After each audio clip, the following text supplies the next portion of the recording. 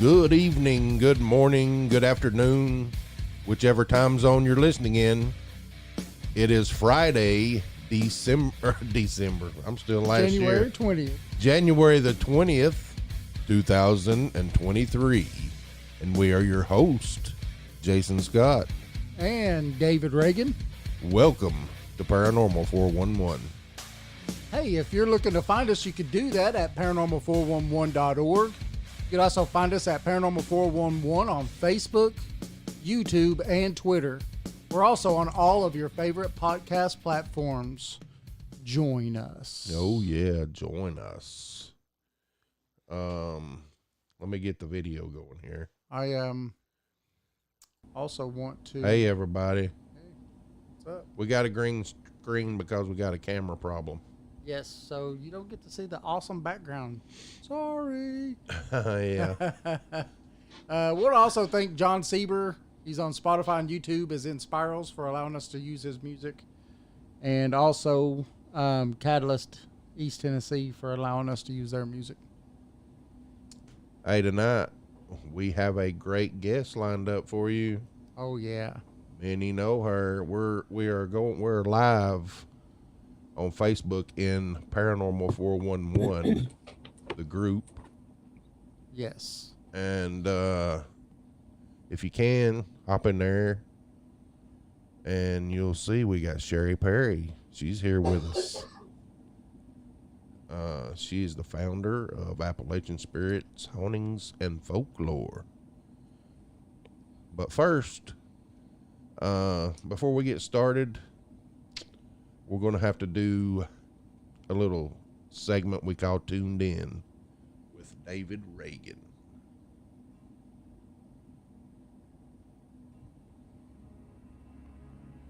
All right. Thank you, Jason. So, on our shows, we've been going over the laws of attraction. You could go to our Facebook page and our website where you could read these as I post them. So join us. So tonight we will be talking about the present is always perfect. Now, this law focuses on the idea that there are always things you can do to improve the present moment. While it might always seem like the present is somehow flawed, this law proposes that, rather than feeling dread or unhappiness, you should focus your energy on finding ways to make the present moment the best that it can be. So living in the moment is a state of being intentional in the present. When you become mindful, you realize that you are not your thoughts. You become an observer of your thoughts from moment to moment without judging them. The concept of living in the moment is about embracing your thoughts, feelings, and emotions without judging them. Focusing on what is happening at that very instant instead of worrying about how it will turn out in the future. So now I have a few quotes. Opposites attract in physics. In life, like attracts like. Kindness attracts kindness. Greed attracts greed. Love attracts love. So if you do not like what you are attracting, change who you are. That's Connie R. Clay. I have another one that says, all that we are is a result of what we have thought. That is Buddha. Buddha. When you are joyful, when you say yes to life and have fun and project positivity all around you, you become a sun in the center of every constellation, and people want to be near you. Shannon L. Alder. Very nice. Nice. Yes. So, that's pretty good. Don't judge your feelings. Just let them happen.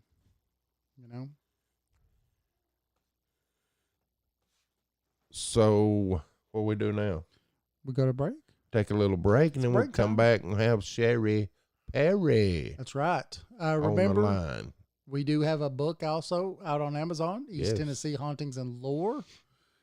And we are live on Spreaker and on Podbean, just like Jason said a little bit ago. But we are also Facebook and YouTube live video. Hey, everybody. Hey, everybody. Hey, everybody. How you doing? Do our best we're going to have to get our camera crashed and we're having to use a old one. So yes. Yeah, that's why the green screen is actually green today and not got something else on it. But hey, it is what it is. So we're going to go back. We're going to go to a quick break and we'll be back right after this quick message from our sponsors.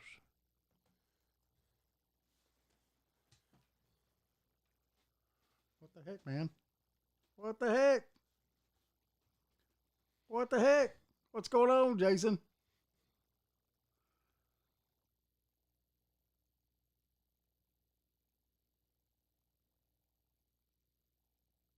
Encrypted needs.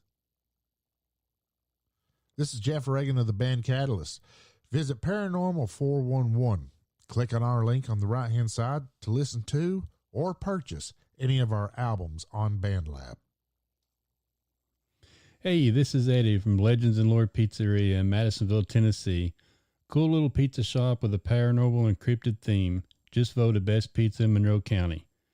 Follow us on Facebook at Legends and Lore Pizzeria to get the latest updates and hours, specials, and new menu items.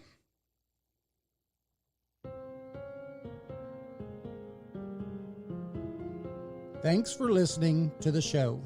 You can find us on Facebook and Twitter at Paranormal 411. Join us on the website at paranormal411.org. It's free to sign up and become a member. All of our upcoming shows are on the guest and events page. You can also listen to past shows on the website as well. And if you like the show and want to support us, you can do that by becoming a premium member for only $2 a month. Thanks for listening to Paranormal 411. Join us.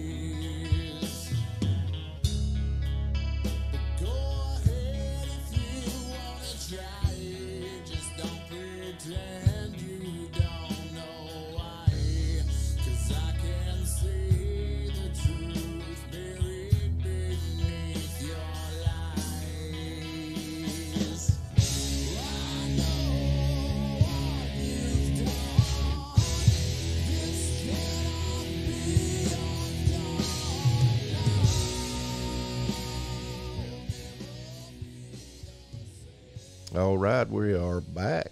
We're back. Hello, everybody. And we A quick break. Want to yeah. thank Catalyst, East Tennessee. Catalyst, East Tennessee. Yes. 80 from Legends and Lore Pizzeria. Right? Yep. I also want to thank all of our premium members for being excellent premium members. Oh, yeah. They're the best. Our premium members are the best people in the world. They are. They really love us. So we got Sherry Perry here tonight. Like I said, the founder of Appalachian Spirits, Hauntings, and Folklore on Facebook. Yes. They have quite a big following. Yes. Sherry's a great storyteller. I know that. That's absolute. So we're going to bring her on. Our 1 million people on Facebook would tell you that. There she is, Sherry. Hey, Sherry. How you doing? Hold on. Let me fix your video or your audio. There you go. Hello. Now. Hey, guys. Hey. This video's got us all messed up.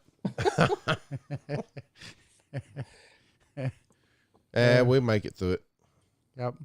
So how you doing, Sherry? I'm doing good. Been really busy, working too much, but doing good. I understand. Jason does too. He's the only person at his work now. I reckon. 8 days a week. Oh my gosh. And 28 hours, 8 days a week, huh? Yep. So how's your page going? Going good. We're up to over 30,000 members right now. Whoa. And we have a lot of good storytellers in there right now. So I think things are going really good. That's awesome. That's great. We should have streamed it to that page. Streamed it over to Sherry's page. Yeah. Yeah.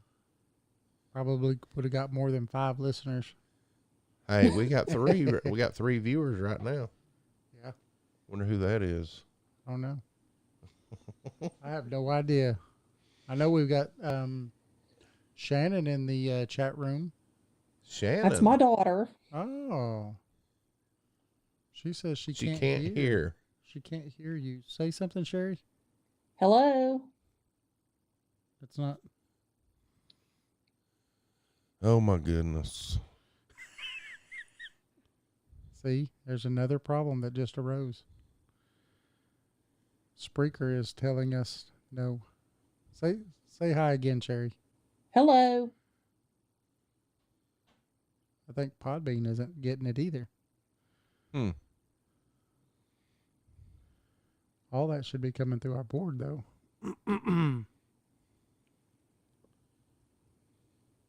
See, this is what happens when you have problems with stuff.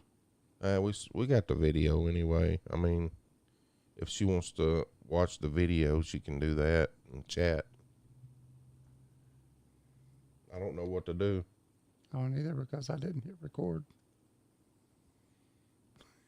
on the board. Yeah. I failed to do my one job that I promised I would always do. Hit record.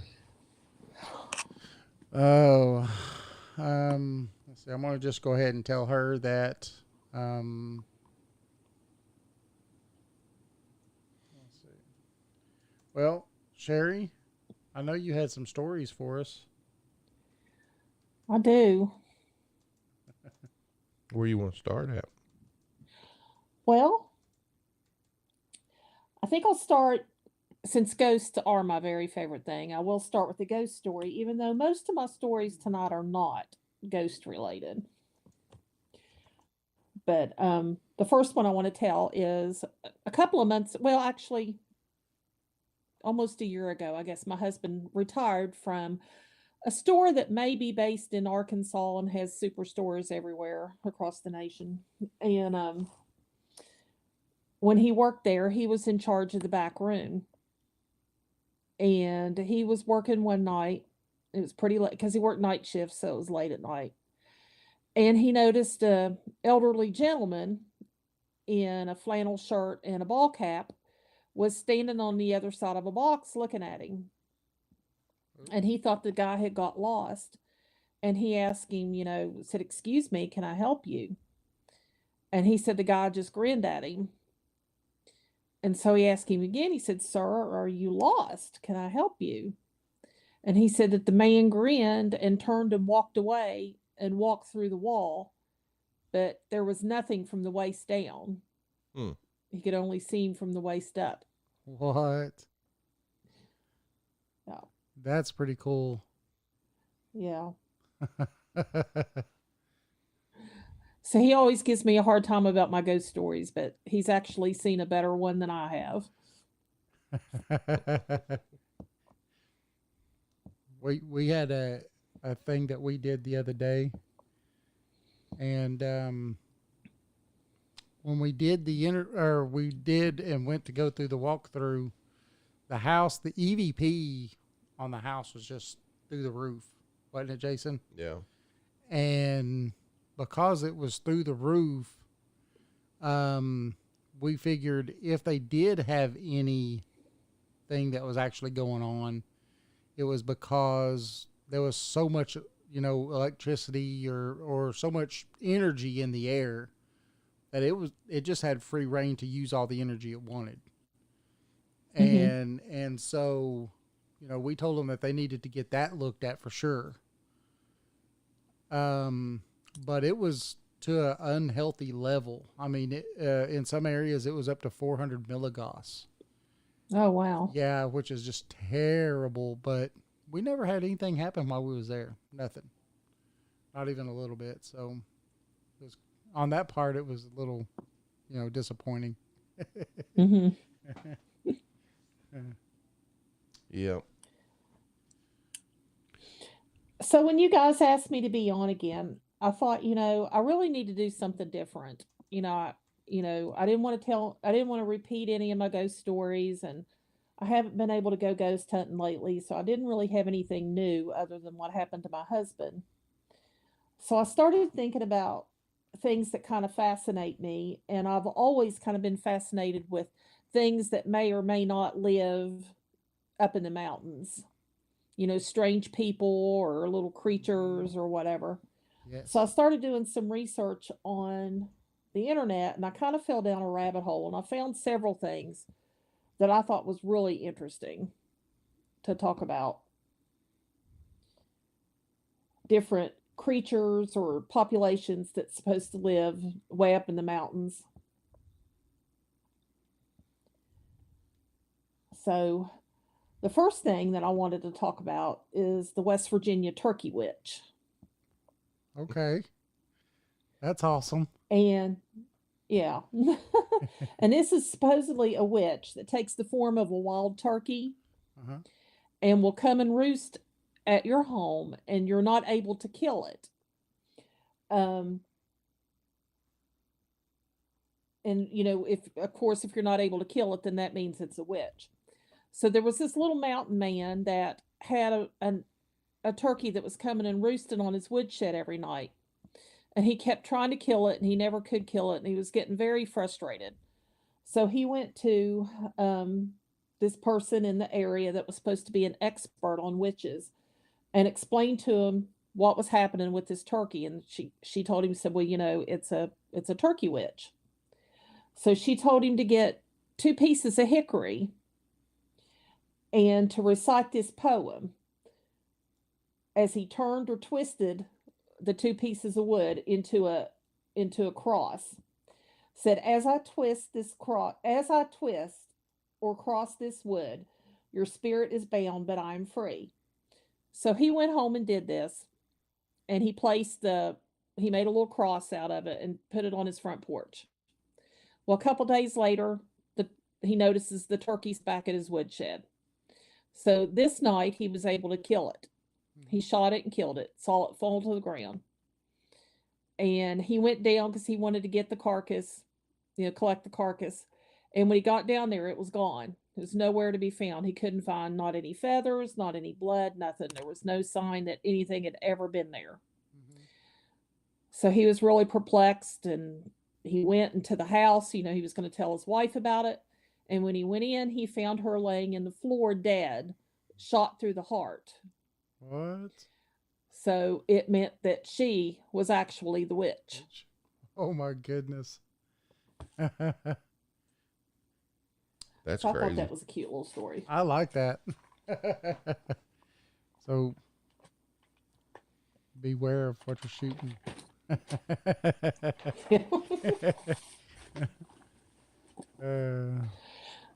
And then I found several stories about strange people that are supposed to be found in coal mines. Hmm.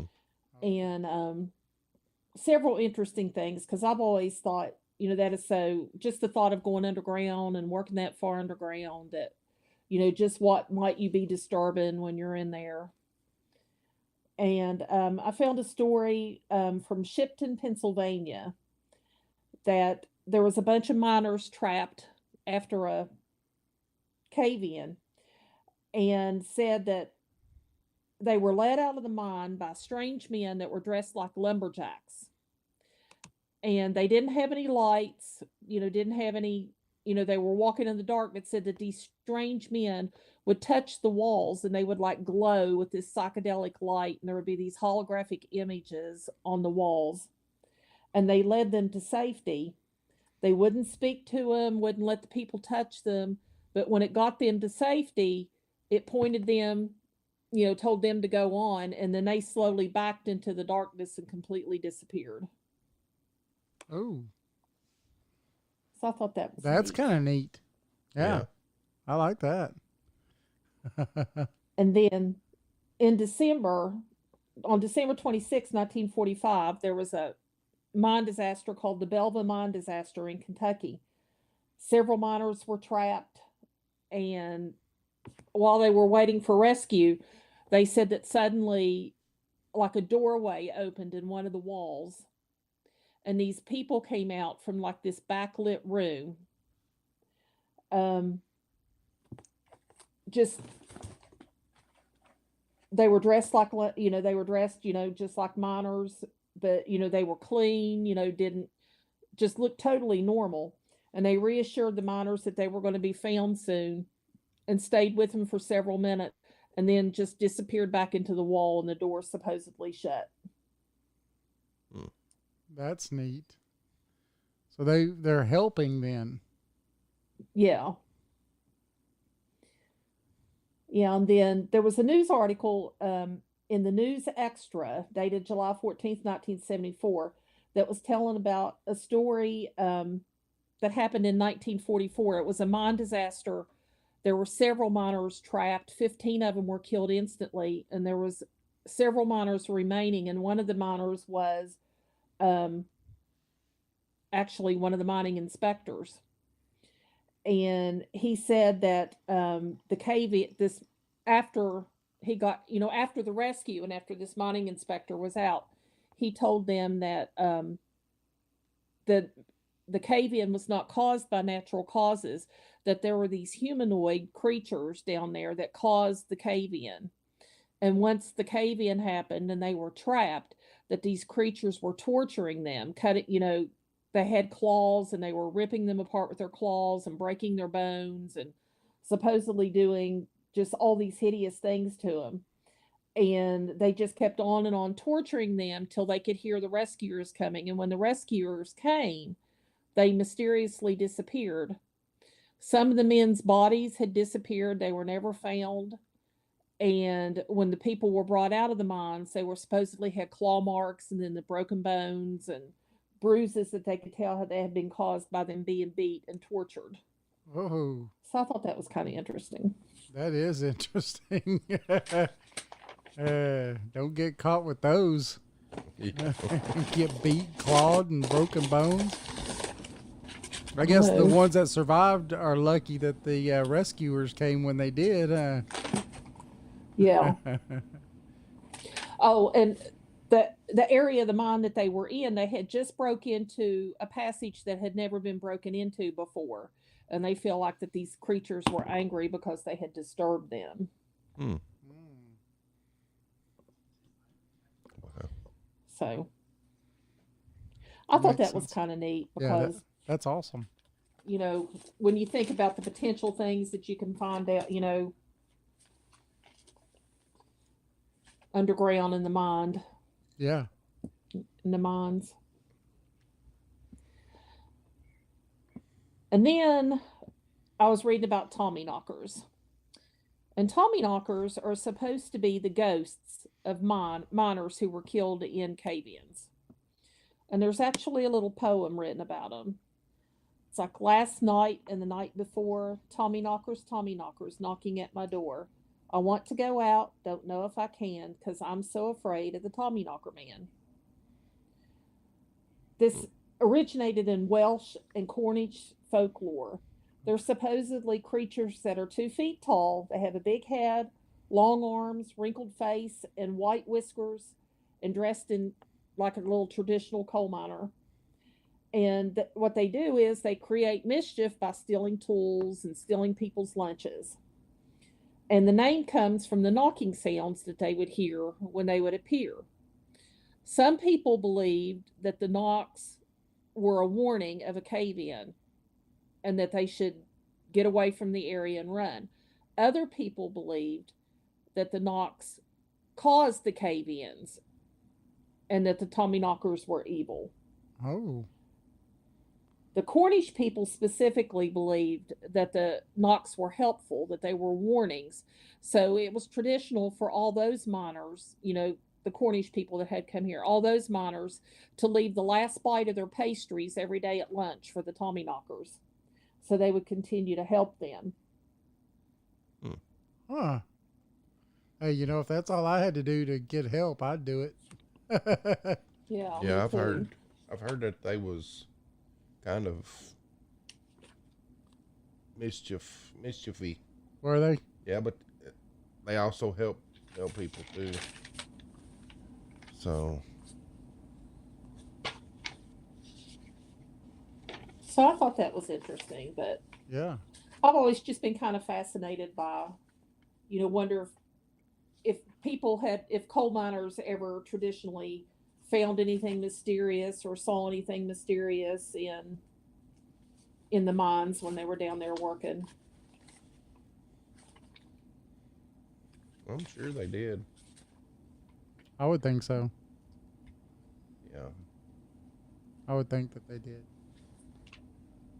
I mean, if they are leaving food and stuff like that, I guarantee you that they had more than those type of experiences. I do too. And then I was thinking about once I got, I found some things about some strange people that just lived in Appalachian and, not necessarily associated with the mines. Have you all heard of the Melungians? Yes, the Melungians, yes. Yeah, they were first spotted by French traders in 1690.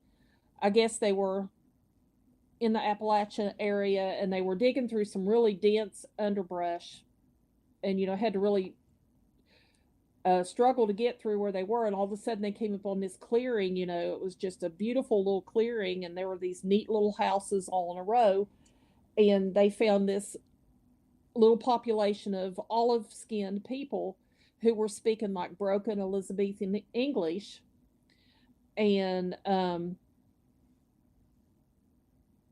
they're asking these people, like, where did you come from? Who are you? And they wouldn't answer any questions about where they came from. They seemed to get a little bit offended if you ask them where they came from. They did seem to be European, but they claimed to have no knowledge or wouldn't talk about their origins or where they came from. So the next thing that's recorded about them is like 100 years later, and they were found by another explorer who found the same thing. They're very isolated, speaking the broken English.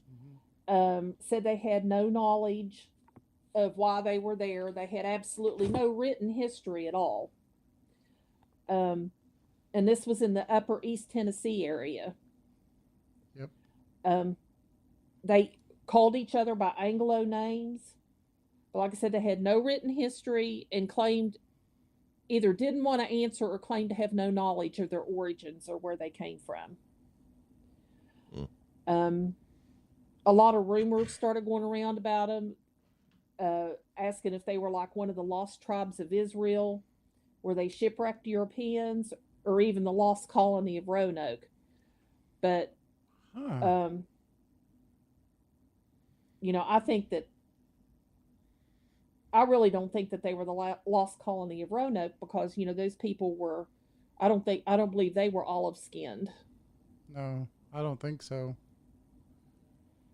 And how in the world would a lost tribe of Israel get across the ocean? So. Well, the Cherokee. There's a theory about Is that. there a theory? Yeah. The Cherokee, that was right here, matter of fact, where we live in Loudoun County. That was digging up Indian burial mounds. A farmer found it. And in one of the burial mounds, they found what was called the Bat Creek Stone. The Bat Creek Stone. Yep. Matter of fact, you could go into North Carolina at the Cherokee Museum and see the Bat Creek Stone there. And they had tons of people looking at it because it had an inscription on it. and they thought it was some kind of, Paleo Cherokee language or something, but they've found out that there was no older Cherokee written language, and then you started having scholars look at it, and a guy that was he was actually a well versed in ancient Aramaic, or no, it was Hebrew. It was ancient Hebrew, is what he was. And he looked at the stone and said, "That's ancient Hebrew." And it actually, I'm trying to remember what he said that the stone said on it. I think he said it says for Judea or something like that on there. But it's actually written in ancient Hebrew, and so that started a whole DNA thing with the Cherokee Indians, with seeing if they were the lost tribe. Yeah. Well, the Melungeons, aren't they supposed to be part in Native American? Yeah, they actually have done like DNA testing now, and said that they are European, a mix of European, African, and Native American. And specifically on the European, it's got like a heavy Mediterranean Okay. background. That'd definitely be for the olive skin, right? Yeah. Yeah. Huh.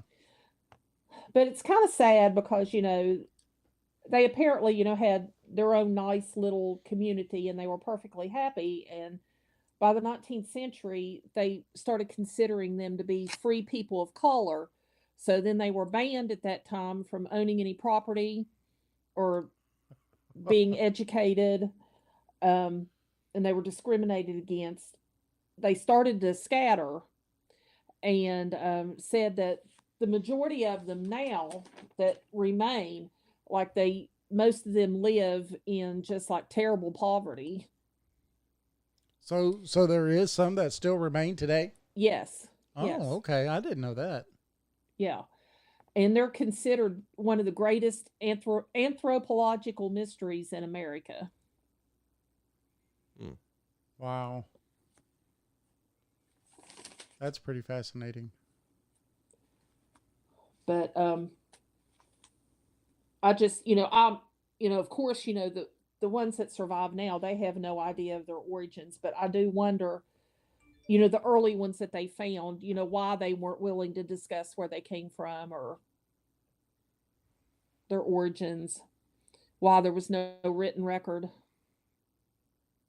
Yeah, I mean, it makes you think that when they did the DNA, because it had African American and everything in it, and Native American at that time was just as discriminated against. So Right.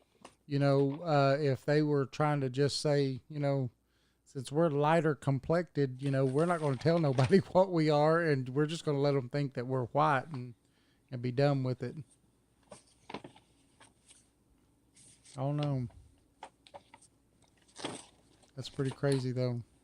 It is. And I don't know. I just, like I said, I think it's sad because, they had their nice little community. And of course, that's what happened to the Native Americans. They lost their places too. So, Yes.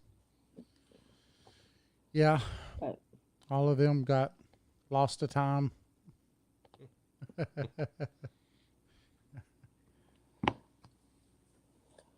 so, but speaking of the Cherokee, have you all heard of the Little People? Yes. Yeah. Oh, yeah.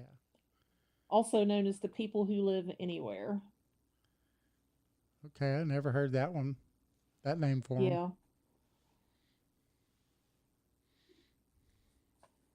Yeah, they're little people they're small, typically less than knee high. They are human like, but are described as more than spirits.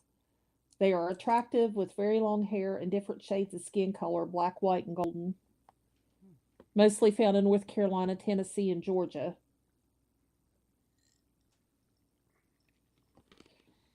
Said that they cast spells on people who have disturbed them. If someone finds anything uncommon like a knife, jewelry, or trinket in the woods that might belong to the little people and don't ask permission to take it, they get angry and throw rocks at you. They are protectors of the forest, watching humans from afar and assisting the lost. And they typically appear to the Cherokee people during hardship. Supposedly, they followed them along the harrowing Trail of Tears and served as protectors and comforters. That, Said that they loved to dance, sing, and play drums. well, that almost sounds kind of like a lot of the tales of fairies and stuff, doesn't it? The fae. It does. Yeah, that's pretty neat. But you know, when you get different cultures, especially from a long ways away from each other, talking about almost, I mean, they may have different names for them, but talking almost the same thing, that's kind of neat. Yeah, said they'd like to live in forest caves and underground in elaborate townhouses. So, Hobbits. I think they're pretty small, though. I think they might be smaller than a hobbit. yeah, because these people are only knee high. Said that they Wow. could have the powers of invisibility, teleportation, and immortality. And they can speak Cherokee as well as their own language. I've heard the Native Americans talk about the little people. Yeah. Yeah, I think they even had tales of them helping them during war times and stuff like that. Yeah, they supposedly exist to help teach people kindness, is what I've read. Well, I guess we need a little bit more of that in the world today. I guess we do. It wouldn't hurt anyway, would it? No, it sure wouldn't.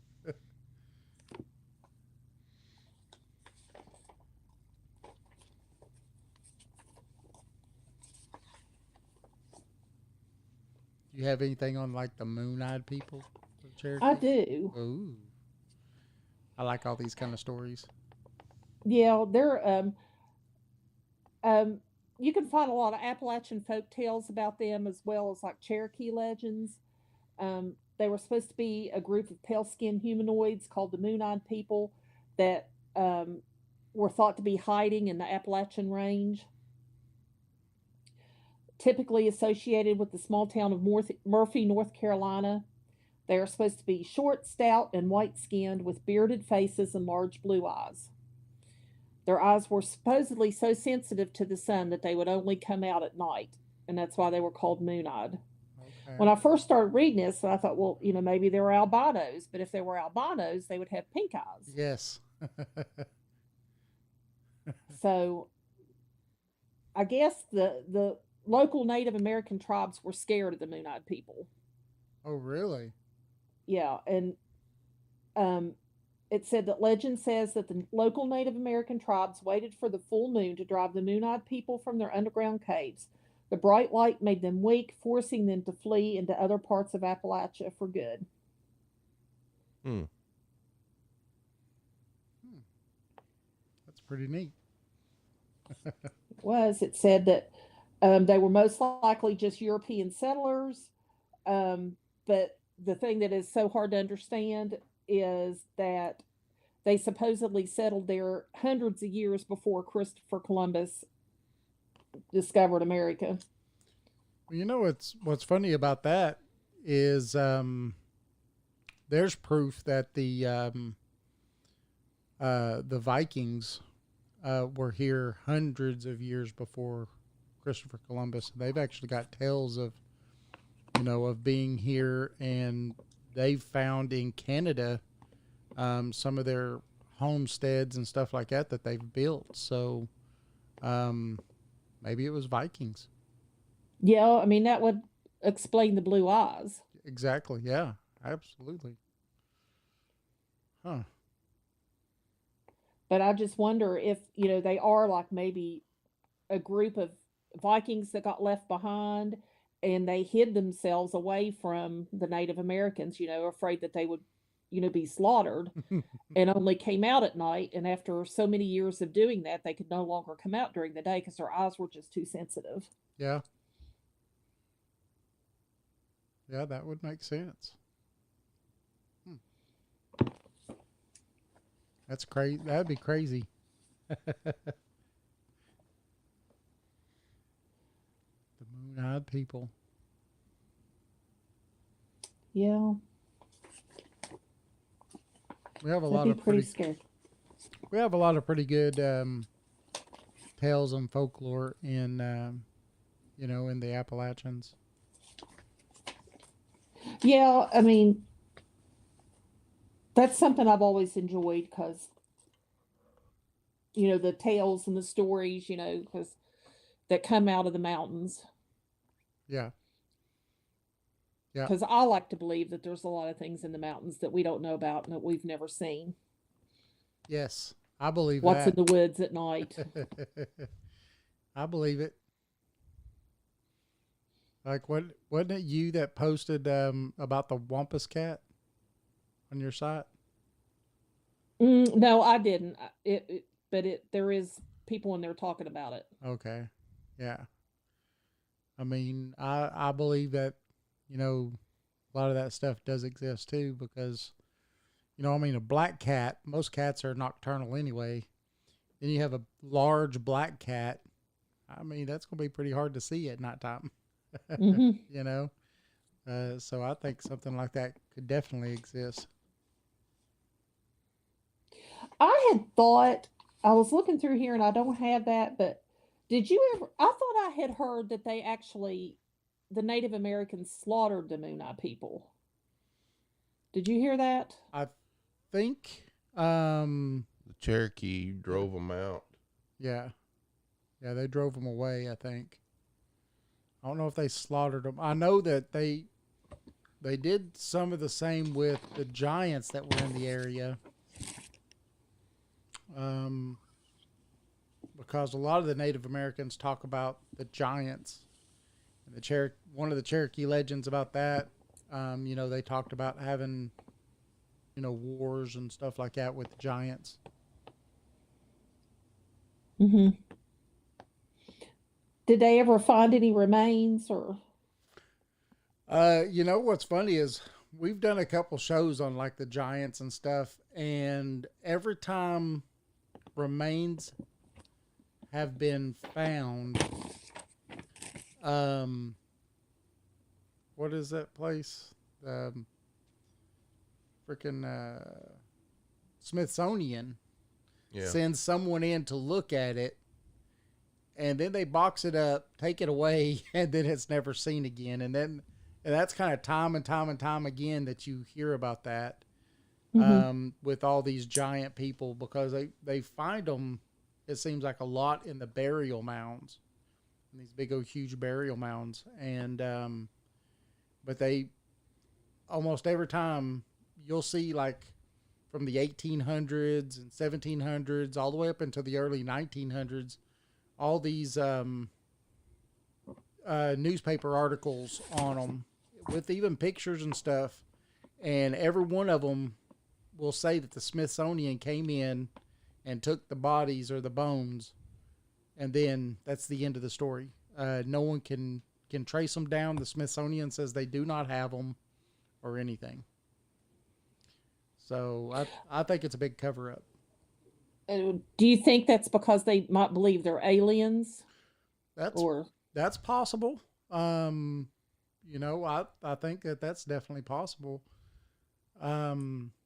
I think that we've actually had Abraham Lincoln actually did a State of the Union address, and he actually mentioned the giants of this land, and what they had, that pretty much he says, the giants of this land and what they had seen before us. And so I mean, that they knew about them, and so I just think, and another thing I think is funny is that they had a show that was coming on I was going to say HBO History Channel about the giants, and this was a few years back. Mm-hmm. And it was these two brothers. I forgot their names. I was trying to get them on the show, but no one ever answered. But they were going around and doing these studies on all these giants and stuff like that, all the tales of giants in America. And one place that they were going and they were digging, and he found this huge tooth. It was like definitely not from, from a regular human. It was this huge molar. And they had this place, they're from up north somewhere. I don't remember exactly where, but that they had found, and they were stonemasons by trade. And when you go inside, they found this zipper is what they called it, where the stones had been put together. So like there was an opening and they walled it off. Well, it created a zipper where they walled it off, and they were going to go in and see, because there's so many tales that there's a giant buried in there. The show went off the air. That was the end of the show. The next episode was supposed to air that, and that was the end of the show. No, I guess they might think if people thought there was the possibility of giant aliens invading us, that everybody would panic, or I don't know. I think our government will use anything that they can to control. It's definitely a control mechanism. I think that it has a lot of things, because I think it also shows most of your Native Americans believe that those beings were here before they were here. The Cherokee alone can place themselves in the Americas for well over 10,000 years. And they say that the giants were here before they were. And I think that that's what they don't want, is to show that people have been in the Americas for as long as what they really have been. Mm-hmm. They're stuck on this, 2,000-3,000 year thing, and that's it. The Americas are the newfound lands. They're not as old as the old countries over in Europe, and I think that we're older. I think we're older, but that's my opinion. I just wonder, who is this one person that has all the information, all the things that they're hiding from us and keeping from us? Who is the one person that knows it all? Right. That would be a nice answer. I think that that there's several entities probably that know pieces and parts. I think that they get hidden, because if you prove that the indigenous people of the Americas are the same indigenous people that were also in Mexico and further, then that would give them claims to be just as American as Native Americans are. Right. So if you don't want that to happen, you gotta put a squash on it, So That's true. So then they try to say, oh well, the natives in America and the natives in Mexico, they never traded. They never had any dealings with each other, but we know better. We've seen stuff. Just here in Georgia, a few years back, they found a place in Brasstown Bald that they think is a Mayan built. Is actually stone built, which there's not really any Native Americans that build in stone. But it's stone built. It's terraced off sides of the mountain and everything. And I think they've finally opened it up for public to go see it. And but they will not say that it's they try to say it's Cherokee, and the Cherokee goes, that ain't us. That's not ours. That was here before us. And yet they still claim it's the Cherokees. But they found copper plates that have things inscribed on them that have only been found in Mexico, in Mayan places and stuff like that. So I think that a lot of that stuff has something to do with it. They don't want the truth of how old the Americas really are and how many species, or maybe not species, how many different types of people have lived here and how long. Mm-hmm. You know, they want to say that we're not that old. That makes sense. Yeah. I think they forgot about the ant people too. Yeah. And you have the ant people. The Hopi talk about the ant people. Yeah. So during the last great deluge, the ant people took the Hopi Indians down underground for a time. They don't say how long, but it was a time until it was safe for them to come back up, and then they let them back up out of the ground to start the civilization again. Yeah, that's a Hopi Indians. That's So, very interesting. yeah, pretty neat. Our country's full of all kinds of neat stuff like that. Well, you want to take a quick break? We can. You want to take a break, Sherry? Sure. Okay. I say let's take a break then. Sherry says yes, we're going to do it. Remember, we are live on Spreaker and on our Podbean. No. Oh, No, we had to cut that short. that's right. I'm sorry. We had to cut it short because we had technical difficulties. It will be put up as a podcast after the show, though, on Spreaker. And Yeah. so, We got to figure out what happened. For some reason, Sherry, they could hear us and everything on this side, but when you was talking, they couldn't hear you. It's gremlins. It's you know, we have everything figured out for it to be a radio show. yeah. Then you try to add video, and then you're going to add complication. That's what happens. But, you know, we'll figure it out. We'll figure it out. So we are not live on Spreaker and Podbean, but we are live. Hey, but you are on our YouTube. first guest for video. Yes. Yay. Thank you, Sherry.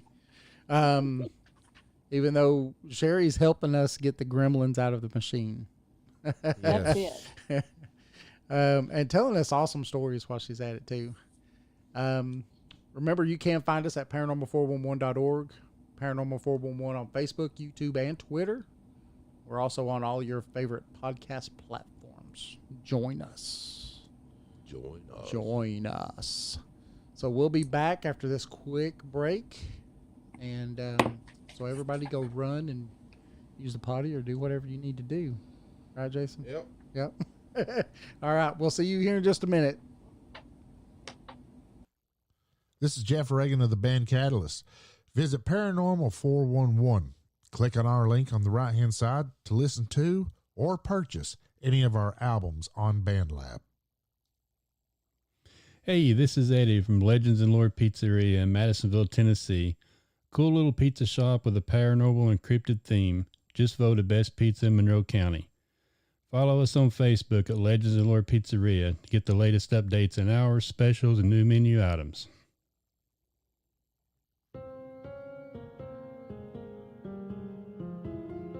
Thanks for listening to the show. You can find us on Facebook and Twitter at Paranormal411. Join us on the website at paranormal411.org. It's free to sign up and become a member. All of our upcoming shows are on the guest and events page. You can also listen to past shows on the website as well. And if you like the show and want to support us, you can do that by becoming a premium member for only $2 a month. Thanks for listening to Paranormal 411. Join us.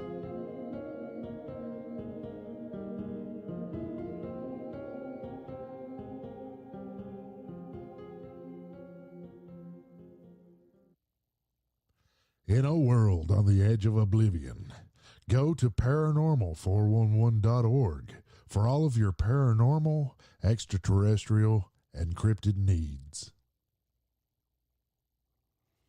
Hey, this is Eddie from Legends and Lore Pizzeria, and I listen to Paranormal 411. Love y'all and keep it squatchy.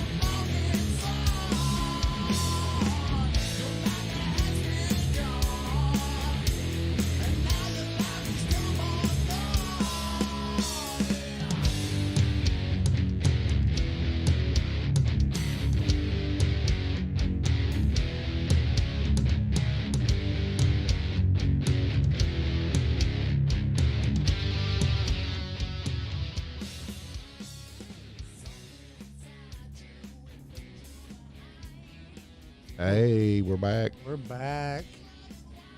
I want to thank Catalyst East Tennessee for allowing us to use their music. Oh, yeah. And also remember, we do have a book, and you can find it on Amazon. Search for East Tennessee Hauntings and Lore. Hey, Sherry. Hey, How you doing? I'm doing good. How are you all? Doing Pretty pretty good. good. Considering we Also, have a few somebody- gremlins. While we were on break, somebody tagged me in a YouTube story. It said giant skeletons found in West Virginia, but I haven't listened to it yet. So Oh, see. Yeah, there's there was all kinds of giants that were found from sea to shining sea here in the Americas. One of them was a red-headed giant. That was one of Jason's favorite stories. Yeah. Have you heard of the red-headed giants? I have not. So Tell me. it was Love. I can't think of the name of the place, but they It's were Nevada. yeah they It's were caught up in Loveless, a Nevada, Lovelock Cave. Lovelock. Yeah. Yeah, they were chased by Native Americans. Yep. Same story. Chased by Native Americans into this cave. It Yep. was like a tribe or a family of giants with red hair. And they, I guess the natives chased them in the cave and burned them out, or, burn them up while they was in the cave, and they found all the remains and everything. But the Smithsonian probably has them. The same Probably. thing. The same thing. So on that, and the what's funny about it is that so the natives say that they chased them into the caves because the red-headed giants were also cannibalistic. Yeah, they would eat. So they people. would steal and eat women and children. And so they chased them into these caves, and the warriors wanted to fight. Well, they wouldn't come out. And so they finally gave them an ultimatum. Either you're going to come out or we're going to burn you out. Well, they piled the entrance to the cave completely up with wood, lit it on fire, and killed them.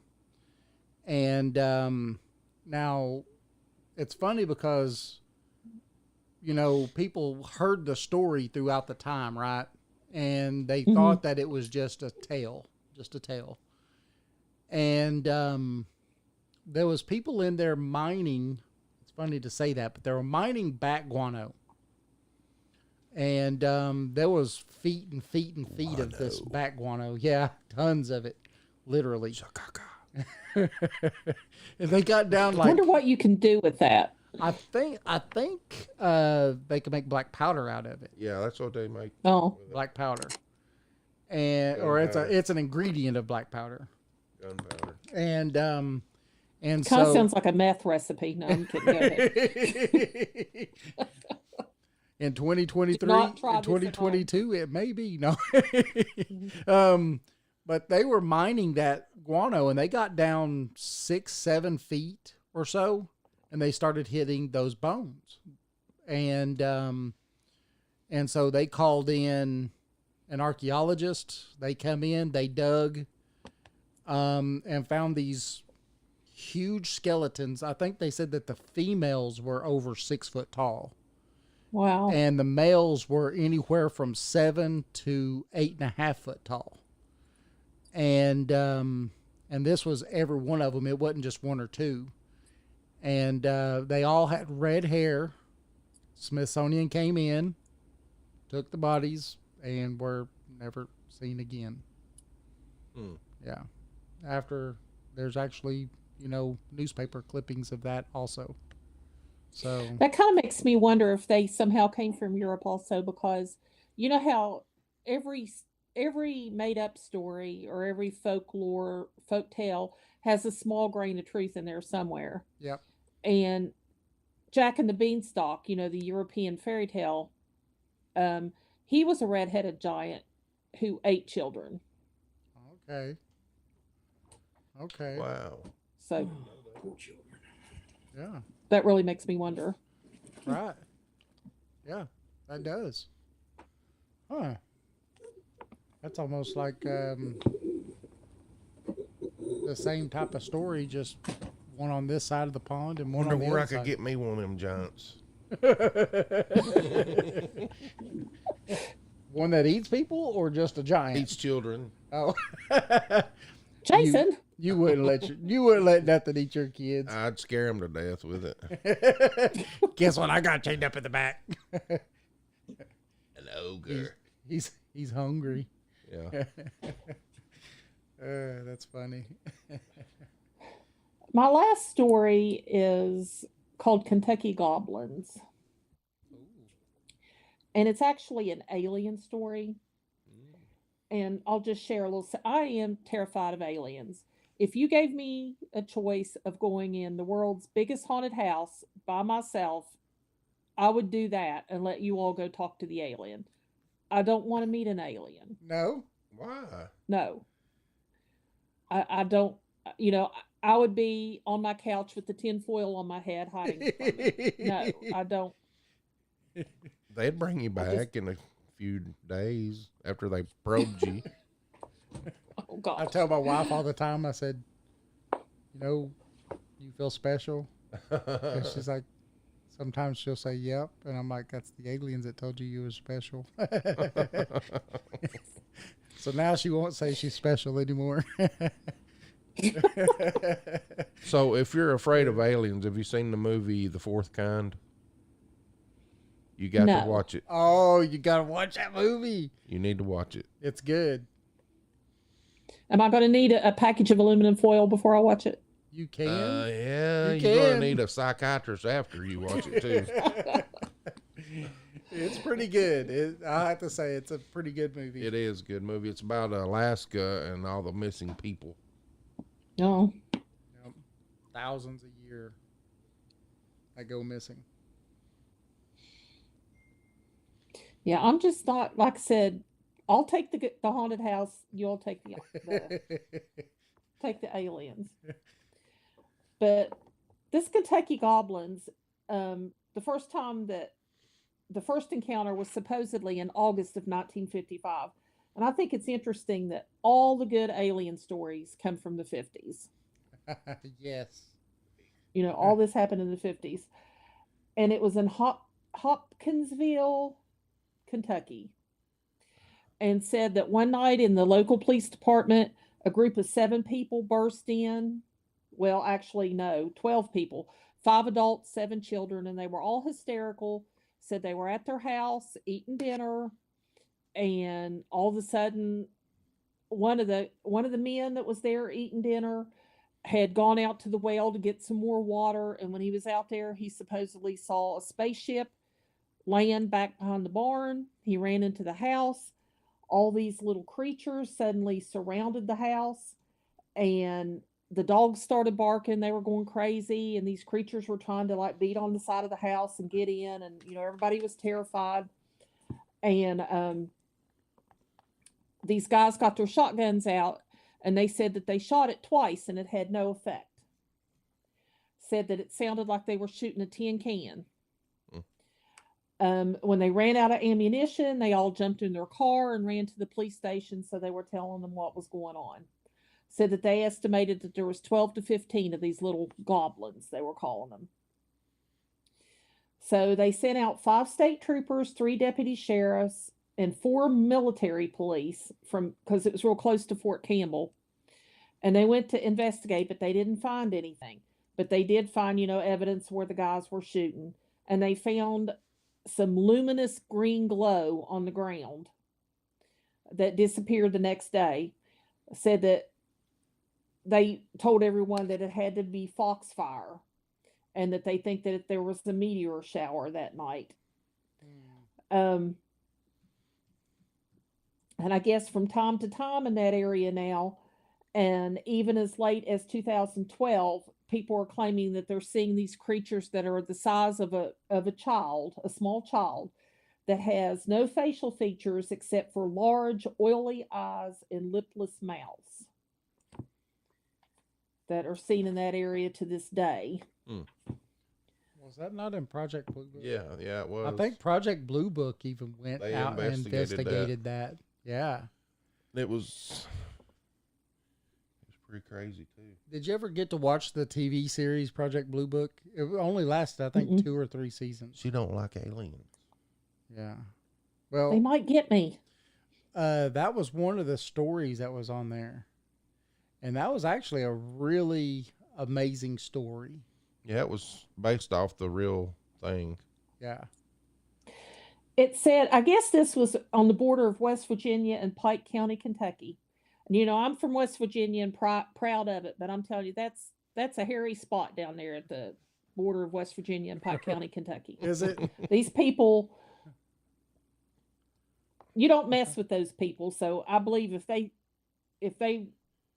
said that, you know, if they were scared of this, it had to be really scary. Right. But they were small, short, pale creatures with no hair and hardly any facial features except huge, inky eyes and lipless mouths. Their arms were long, with human-like hands, with webbed hands with talons, and their legs were spindly with 3-toed feet. They are believed to be extraterrestrials. They are watchers. They look into your house windows. They try to get into your house. They take or destroy your outside belongings, scare children, and communicate with a chirping sound through their throats. And they believe to live in old mine shafts. Oh. That's funny. What was that M. Night Shyamalan movie about the aliens?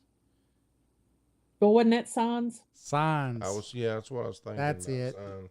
Yeah, you know, where they were sitting on the couch with the tinfoil in their head. That's why I said I Yes. need tinfoil. Yes, Signs. That movie. Mel Gibson. That reminds me of the, you know, the 3 fingers and the stuff like that, you know. Oh. But, you know, they might look just like us. It think may it's be possible. us. Yeah, could be us from the future. Yep. Could be. That would explain some of the crazy stuff that happens.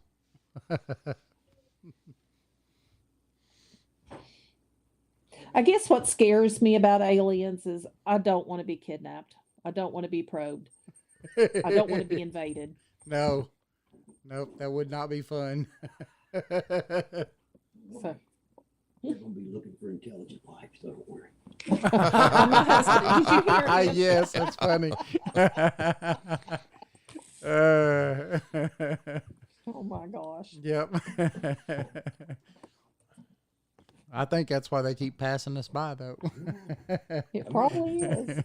I don't believe that's how they determine it, because I had a landlord that swore he was abducted, and he wasn't all there.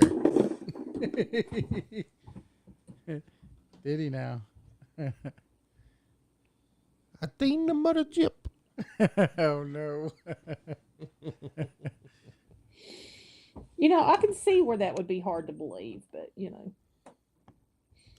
I believe, I definitely believe we've been visited, or we are being visited. I think it's throughout time. I think artists, even in the Renaissance, was, you know, a lot of those old paintings you see of, you know, from all these Renaissance artists, and you'll see these discs in the sky, and then they'll have a light or a beam coming down out of them, you know, and it's this disc. And different things. I don't know. I think that that is definitely something there. You know. Probably. I mean, unfortunately, I think I believe it too. But like I said, I don't want to meet any. What would you say if they look like us? That you might have already met a bunch while you was out on vacation or something. I know. I mean, you just don't know. Yeah.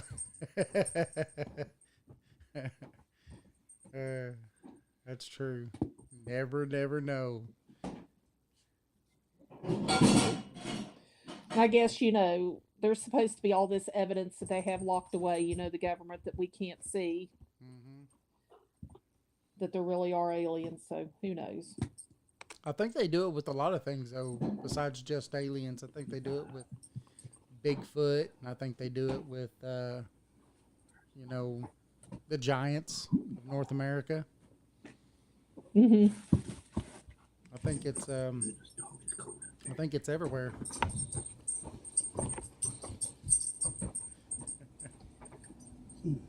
I, I definitely believe that. Right.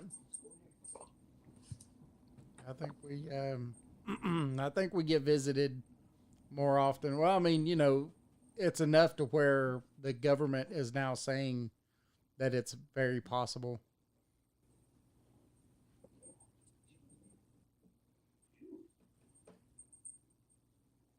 When they're holding meetings and everything else about it.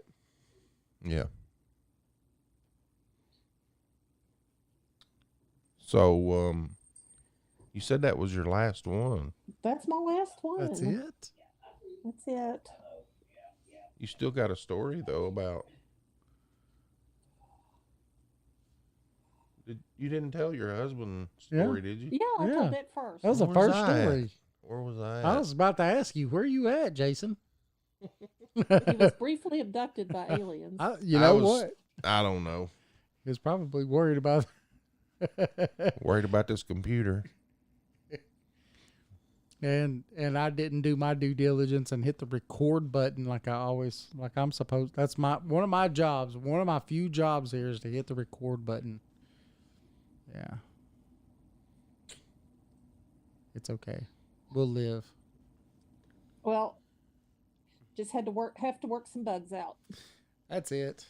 Last show we did was when Zeus didn't. He had to cancel because he was sick. So Jason and I did the show ourselves. So we didn't have the pleasure of having a guest on, and so we couldn't work all these problems out because we didn't have anybody on the other side to say, "I can't see you."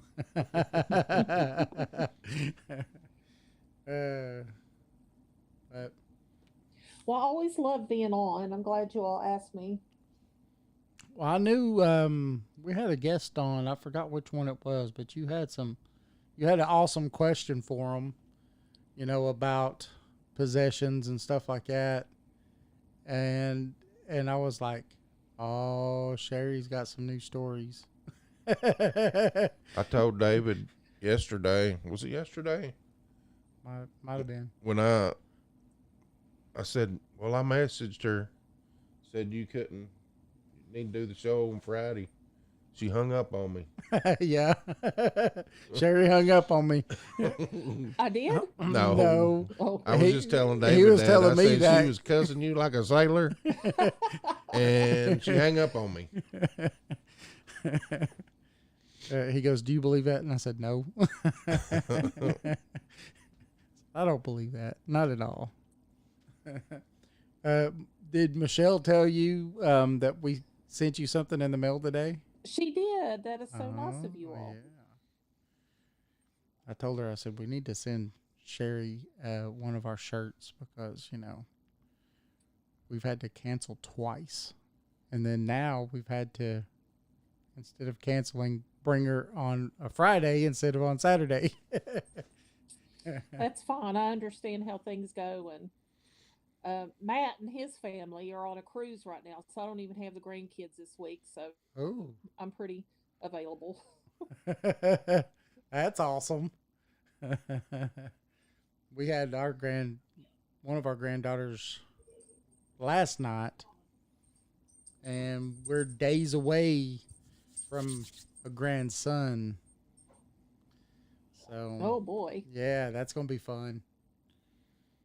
Yeah, somebody I could. That's my husband got me a puppy for Christmas, and I feel like I've had a new baby.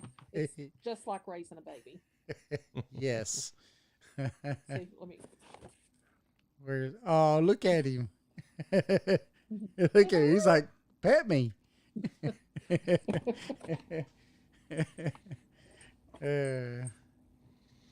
That's awesome. I'll give you one. What? You can act like he's your grandbaby. What? Kid. Give me a kid. If I can act No. like he's my grandbaby, that means I can send him back when I want to too. I love That's my the good kids. thing about it. But they're at that age right now where they are mean. Talking back to me. Oh, Talking back to their mama. Kids, I know you're listening. Abigail and the Jace, aliens are watching you. you That's better be good because I called you out. I know there's some Appalachian stories about things that get bad kids. We'll have to find That those. what? That get bad kids. Oh. They go for bad kids. You have to tell them those stories, Jason, at nighttime before they go to bed. What is the Pied Piper? I don't think that's an Appalachian Well, I story. think But doesn't Krampus at Christmas go get yes, he is that a does. thing? Yeah, Krampus does the opposite. He actually bags kids up and takes them and beats them, I think, or something like that. I tell you, I told the wife one of these days I think for Christmas I'm going to dress up as Krampus. Grandkids are going to come in and they're going to see Krampus sitting by the Christmas tree. Scar them for life. Yeah, I'll just start saving up for therapy. It'll be fun. Just a little bit. I still want to come down there and Yes. go to the hospital. Oh, to Old South Pittsburgh? Yeah. Yeah. We'll have to make that a thing one day. We'll just have to go down and, because I mean, you could go online. We could go online and book it. So There's a new hospital. It's closer. Oh, is there? Pretty haunted. Harriman, right? Old Harriman Hospital, yeah. Yeah. I've read about that one. I've not been to that one yet. It's been on Destination Fear. Has it? Yeah. I just feel like hospitals have to be really the most haunted place because I know, I've worked in a hospital and I've worked in a nursing home and they were both haunted. And stuff happened all the time that we couldn't explain. So,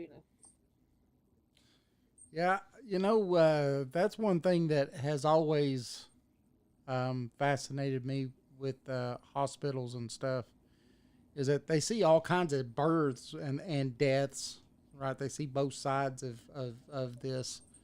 But then they also have to store bodies until, places could come and pick them up and take them.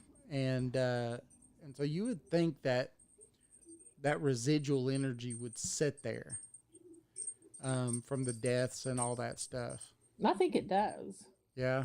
Do you think a lot of it is residual energy, or do you think that some of it is intelligent? I think that some of it is intelligent. But I've seen both. I mean, but there's definitely intelligent as well. I think I'm pretty sure I've told you all this story before, but I'll tell you again. I know that when I worked at the nursing home, I had, a certain routine, that I did every night when I did my med pass. And one of my aides was back in the corner waiting on me because there was a lady back here that she had to help me do the dressing because the patient couldn't move and she was a little bit heavy and she had to help me turn her and everything while I was doing her dressing. And when I finished my med pass, I would always take the cart back up to the nurse's station and I would clean it and get my treatment basket and come down the hall. Well, something happened that evening and I was delayed. But she said that she heard me coming. She heard my footsteps. I had a squeaky shoe at the time. She heard my footsteps and she caught a glimpse of this was back in the early 90s, so we were still having to wear white uniforms. She saw my white uniform and my blonde hair, and so she went to follow me to the room to help me with the dressing, and when she got back there, I wasn't back there. And she came running up front to the nurse's station, and she said, "How did you get past me?" And I said, "What are you talking about?" She said, I saw you come down the hall." I said, "I haven't come down there yet." But she said that she heard my squeaky shoe and she saw me. Wow. walk past the door. That's awesome. You think that could be a doppelganger too? Hmm. That would be pretty crazy. That is pretty crazy, but See, that's the stuff that fascinates me though is because I know you told a story one time also about a nurse that would go in and check on patients, but then she wasn't even there. She's not. I guess she's a dead, a lady that died but was a nurse. yeah. Hmm. That kind of thing that's fascinating right there. Right. I mean, they're not even no longer here, but they're still going and checking patients and stuff like that. Hmm. And they're real enough that the patient remembers them. You know, that's crazy. It is crazy. We had, of course, that bill. It was a fascinating building. I mean, the nursing home is closed down now, and they're actually turning that nursing home into a resort. And of course, I am going to go stay there overnight when it's done. But Oh it's yeah. taken them forever to, they keep running out of money, so it's not built yet. But it was a beautiful old building, and there was a lot of sandstone, limestone in it. So and that always increases your paranormal activity. But um, most everybody that worked there had some sort of experience. I'd had doors open, and I had we had a little lady pass away, and she always made a real distinctive noise when she was moving in her wheelchair. And I heard her coming one evening, and I thought, oh, there's Thelma. And then it occurred to me that Thelma had been dead about 2 or 3 weeks. Mm. Wow. And I got up and looked, and there's nothing there. Wow. See, So I'm definitely waiting for this to be turned into the resort so I can go there and stay. But that's another I love to go stay in haunted hotels. yes. But you're afraid of aliens. The ghosts are not going to take me to Mars and probe me.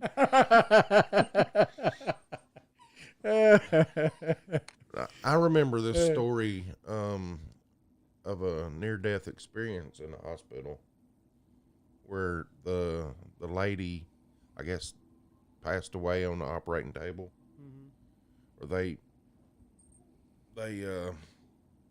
timed her death and everything, and she said she floated up above the ceiling and to the outside of the building, and she remembers a red shoe on a ledge of the building. So somehow she came back to her body and was back alive, and when she woke up, she told them that there was, because they wasn't believing her, that there was a red shoe on the outside of the building on the roof. So they went and investigated it and found the shoe. Oh, that's cool. Yeah. And I've had an out of body experience, and it sounds just like that. I want to have one. I but don't. That's something I hated. I used to try to do it because all these people have. Oh, if you do this before you go to sleep, or as you go to sleep, or just whatever, you do this. You meditate in a certain way, and you think of a certain thing. Then you'll go out of body, and never happened for me, never. But I wish I could. I'd be like, whoop whoop, party time. When I was younger, I would always dream I was flying around. I had those when I was a little kid. But when I had this, I was floating. Something was pulling me up, just up to the ceiling. I could see myself in the bed. And I started swimming back toward my body. And as soon as I hit it, I woke up. And I don't want to do it again. The feeling I got, because I couldn't get back, it was crazy. Was it a panic, I guess? Yeah, didn't know what was going on. May have died for a minute. Maybe. Well, you don't have to die to do an out of body, though. No, but could have. You're just more enlightened then than you are now. Right. You have been corrupted, Jason. I don't know. I tried. I listened to all kinds of people who said, you know, if you would think deeply, like you're crossing a desert, and you're in search of this giant, like black hole in the middle of the desert, that if you meditated and you found the black hole and you would jump into it, then you would come out of your body.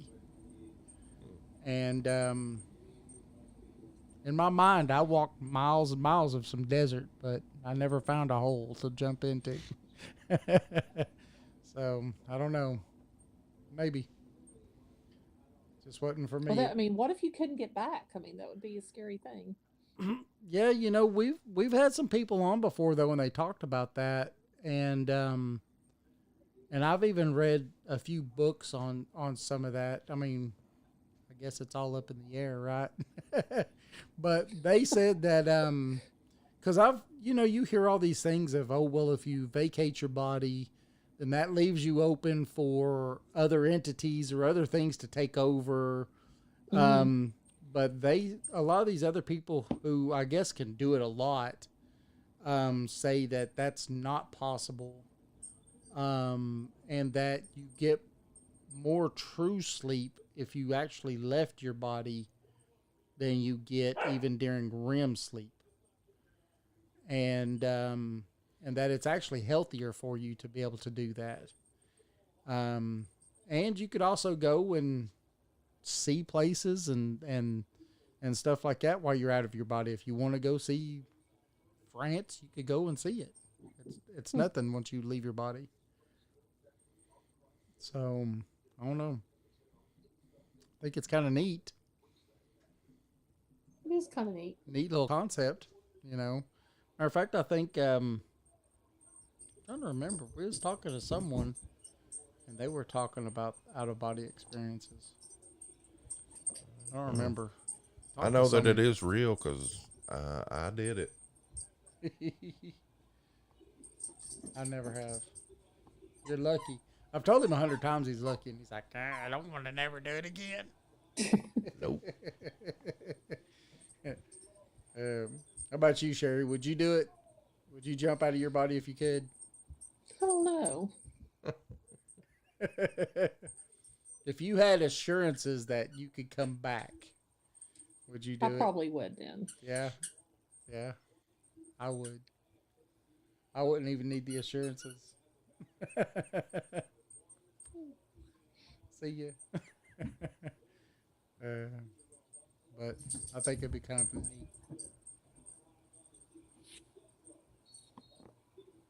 Jason? Sherry? Yes. You have any other stories for us? I don't think so. I think that's it. Think that's it? Well, I guess we'll make this a quick show. That's an hour and a half, though. That's not bad. No, it's a pretty good show, isn't it? Well, wanted to thank you again, Sherry, for coming on. And, we had to cancel on you twice, or it's my fault we canceled on you twice. I got stuck in weather and everything else. Being a truck driver this time of year is really hard. I bet. And so, but, we're glad that you was finally able to come on and everything with us, because we always have fun when you come on the show. Oh, I always have fun too. So good I'm stories. glad y'all asked me. Yes, you have excellent Even stories. though I did miss the first one. Yeah, I can't believe you missed the first. You're going to have to listen to it now. No, you can't. Yeah, We didn't record it. Yeah, it'll be on there. Oh, did we record it? Yeah. Okay. Because I didn't hit record. See, that's another thing. That's another thing I did. See, it's just adding up. But again, thank you, Sherry. You're welcome. And we definitely want to do this again sometime. I'm going to have to get out there and get some more stories, have some more experiences. Oh, yes. Yeah. Well, y'all have to come down, and we'll have to do some ghost hunting at some, old Harriman Hospital and stuff like that. I would really enjoy that. I think that'd be a nice trip. Yeah, it'll be fun. I have a blast getting to do stuff like that when I get to do it. When my wife isn't crack of the whip.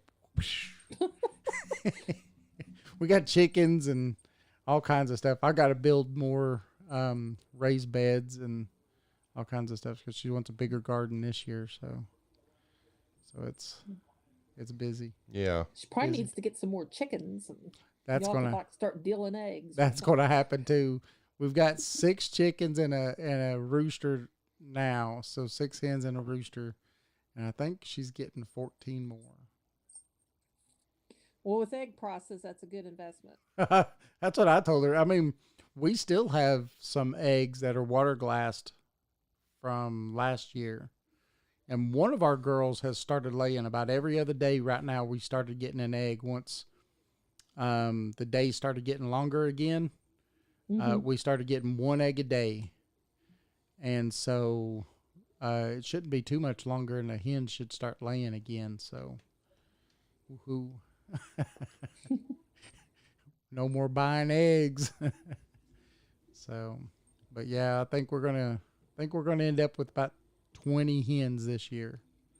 Oh, gosh. Yep. So that'll be about 20 eggs a day once they start laying. So we'll be egg poor for sure. Jason, do you want me to tell my story again since you missed it? No, I can listen to it. Okay. I You feel sure? bad. You sure, Jason? Yeah. He's like, yeah. All right. Well, thank you, Sherry. All right. Thank you all. All right. Thanks. You have a good night. You too. And Good we'll night. do this again sometime. All righty. All right. Bye-bye. Bye. Bye. So that was Sherry Perry. It was. This was a great show. It was. Great show. I've got a raspy voice. Jason ate a frog before I he ate a came frog. in. That's what I'm happened. kind of down on the weather, so you have to excuse me. We'll have to turn his volume down because he's going to blow everybody's speaker. Want to thank everybody for coming and listening to us tonight. We're normally live on Spreaker and on Podbean. We got 1 bug worked out and 2 more bugs to deal with. But we'll get that fixed at some point. But we are live on Facebook and on YouTube right now. And we do have a book, East Tennessee Hauntings and Lore. It's on Amazon. Definitely check it out. It's an awesome little coffee table book. Right, Jason? Yes. You can find us at paranormal411.org. You can find us at Paranormal411 on Facebook, YouTube, and Twitter. We are also on all of your favorite podcast platforms. Join us. Now, we don't have another guest lined up at this point. No. No. We do have a few that are wanting to come back on. We just haven't got back with them yet to have them on. This time of year for me is really, really busy. And unfortunately, it's really busy for Jason because he's the only one in his department right now. Jason's it where he works at. So, but we will get back with you at some point.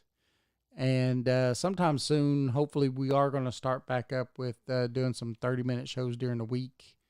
They probably won't be video, but we may be able to work that out too. Right, Jason? 'Cause they'll be coming from your home studio, won't they? Yes. So, but we'll see how that works out. But I want to thank everybody for tuning in tonight. Right, Jason? Mm-hmm. And want to thank everybody for being our, all of our premium members that tune in and listen to the shows, and help us out every week. And we will see you on our next show. Remember, you could go to paranormal411.org or to our Facebook, Paranormal411 on Facebook, and see any and all of the upcoming guests that we have on. So unless it's a quick 30-minute show that we're just throwing together, it will 110% be on both of those places. Right, Jason? Yeah. Jason's the one who does it. So thank Jason for that. Thank you, Jason. You're welcome. I didn't hear you. You're welcome. Oh, there you go. There you go. I My heard it now. voice is getting really deep. I see that. That means you're about to lose it. Giddy up, boom, bop, meow, meow. Hold on. So everybody have a good night. Have a good weekend. And I will post these law of attraction that I did this week up on Facebook and on our website also. So everybody have a good night, a good weekend, and we'll see you next show.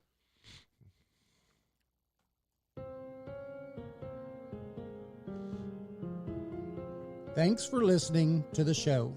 You can find us on Facebook and Twitter at Paranormal411. Join us on the website at paranormal411.org. It's free to sign up and become a member. All of our upcoming shows are on the guest and events page. You can also listen to past shows on the website as well. And if you like the show and want to support us, you can do that by becoming a premium member for only $2 a month. Thanks for listening to Paranormal 411. Join us.